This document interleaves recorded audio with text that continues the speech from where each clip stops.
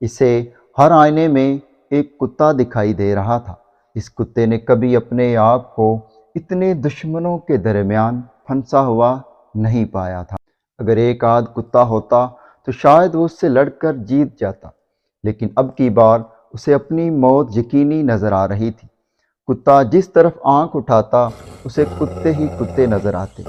اوپر اور نیچے چاروں طرف کتے ہی کتے تھے۔ کتے نے بھونک کر ان کتوں کو ڈرانا چاہا۔ دھیان رہے کہ دوسروں کو ڈرانے والا دراصل خود ڈرا ہوا ہوتا ہے، ورنہ کسی کو ڈرانے کی ضرورت ہی کیا ہے۔ جب کتے نے بھونک کر ان کتوں کو ڈرانے کی کوشش کی تو وہ سینکڑوں کتے بھی بھونکنے لگے۔ اس کی نس نس کانپ اٹھی۔